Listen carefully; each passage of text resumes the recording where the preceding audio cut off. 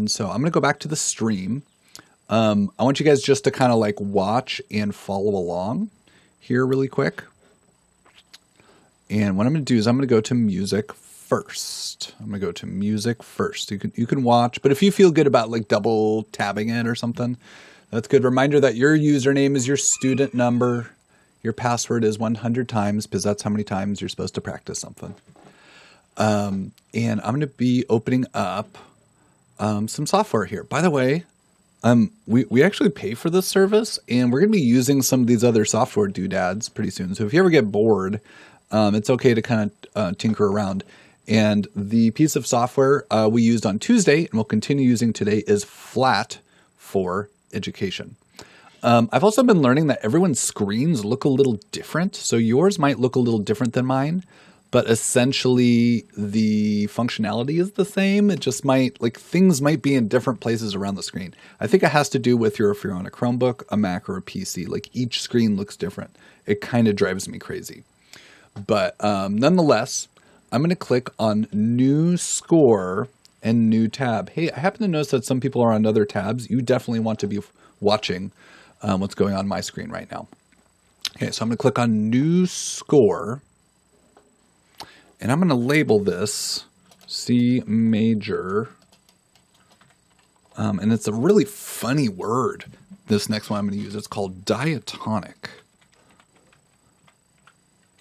And then I'm going to use the word chords. If you didn't know, chords is C-H-O-R-D-S. And one of the major things that I've been noticing that some of my students get confused with is, how do I put this? A lot of my students get confused with the notes and the strings and the chords, right? And so it's like, okay, play an A. And you're like, wait a minute, do you mean the A string? I'm like, no, I meant an A chord. And so we're going to be talking about what a chord is. Okay, so I'm going to click continue. I'm going to create a brand new one. Oh, by the way, do you guys remember which instrument I should pick? Put it in the chat. Which instrument I should pick. Yes, just go add a piano. Okay, don't think about it too hard. You just click on keyboard. You click on piano. It shows up over on this side. I'm going to make myself disappear, and then you click create. Okay, and then you get a new score, like it's a thing, and it looks something like this. And I labeled it C major diatonic chords. Okay, I'm going to do the same activity I did the last time, and I'm going to do something different with it. Okay, so I'm going to put a C, and then a D, and then an E, and then an F, and a G, an A, and a B, and I know you're worried about seeing this, so a C. Okay, I have 8 notes that are in there. A chord is more than one note. Everyone type that into the chat box right now. A chord is more than one note played at the same time. A chord is more than one note played at the same time. And think about this. That's why we're strumming a chord. We strum a chord and we play more than one note at the same time. That's really it. And there's a method to the madness of how to play more than one note. So watch this. I'm going to have more than one note played here, and I may even zoom in a little bit so you guys can really see what's going on. Can I zoom in?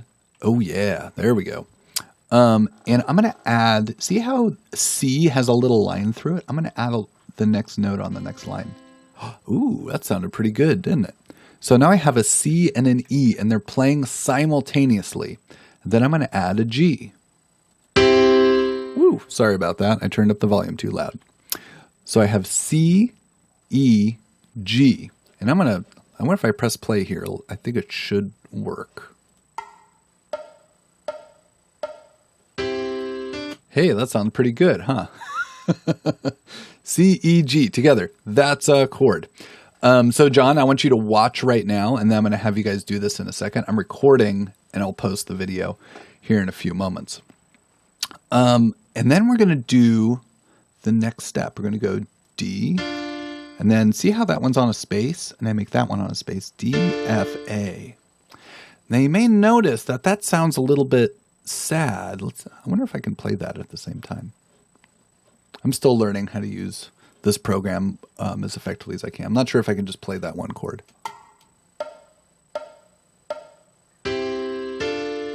Yeah, it sounds kind of cool already.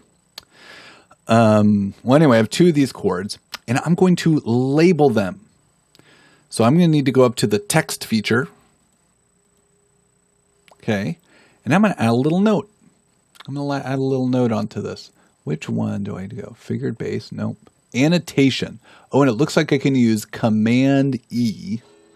And so that's what I'm going to do. I'm going to click on something. Okay, so that's the one that's selected by this little blue blob. Select it, and I'm going to go Command E. And I'm going to label this chord. Because it has a C at the bottom, and it's a major chord, I'm going to label this C major. Hey, oh, and then I have a kind of a sad chord right next to it. Now, a sad chord is called a minor chord, and I'm going to put D minor. I'm going to put a lowercase m for minor. By the way, uppercase M's are major. Lowercase m's are minor. Now, I don't expect that you guys would know what a major and a minor are yet. Like, we're going to kind of work on that, but I want to start using the terms. Okay, then I'm going to stop making annotations. There is a process that happens here. So I'm going to go, and on each note, I'm going to make a little stack. I hope you guys are following along. So I made a little stack here. Boop, boop, boop. Line, line, line. Next one is space, space, space. D minor. Next one is all on lines, all on spaces. This one's all on lines. This one's all on spaces. Can I shuttle this over so you guys can see? Okay, good. This one's all on lines. And this one's all on spaces. Good. Now, even if you don't exactly remember what these notes are, I'm not tripping too hard. Okay, I'm going to go back to the text, or I can click annotation E. It's going to allow me to make a little note. I'm going to put EM for E minor. Oh, I just clicked enter. That's kind of cool. It moved over one. This is going to be F, capital M, G, capital M,